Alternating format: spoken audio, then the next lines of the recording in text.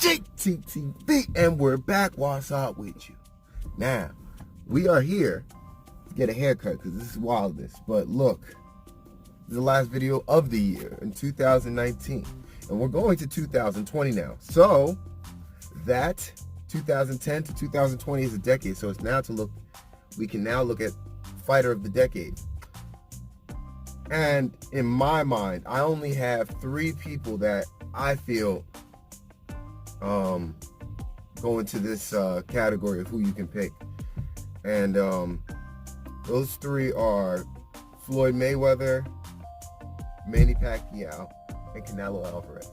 Now these 3 have done it since 2010.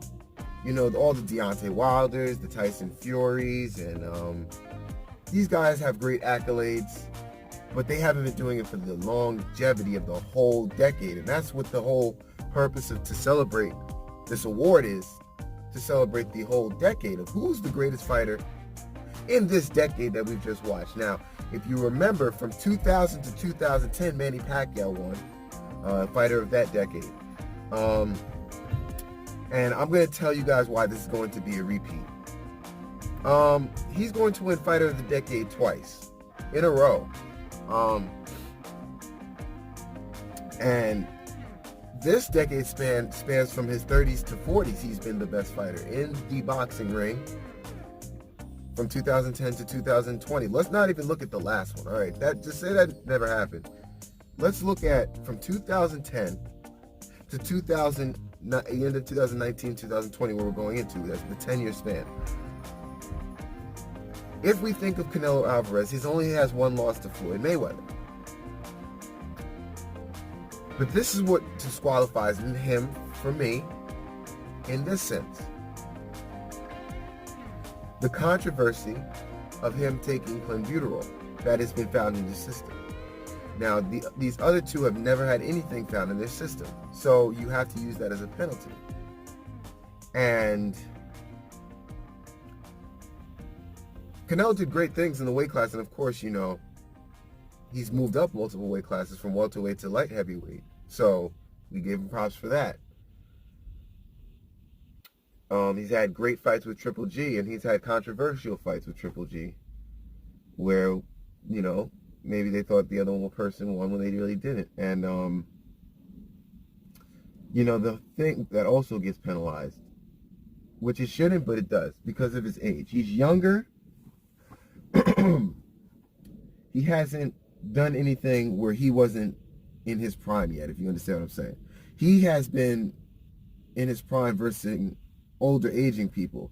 These other guys are the older people, and they're fighting the younger guys that are coming up. And that's what I have. Now we're going to shift to the welterweight division, where we're going to put these 2, Floyd Mayweather and Manny Pacquiao. Floyd Mayweather and Manny Pacquiao. And we're going to chop down why Floyd Mayweather is. I know. Shocking. How could Floyd Mayweather? Because we're going to look at it like this, guys. The level of opposition that you're fighting matters at the time that it's happening. Can anyone tell me, besides Andre Berto and Manny Pacquiao, in that decade, besides those 2 fights, has Floyd fought any competition that's real competition in this decade? Well, 2010, yeah. You could say Andre Berto, but he was already on the way out.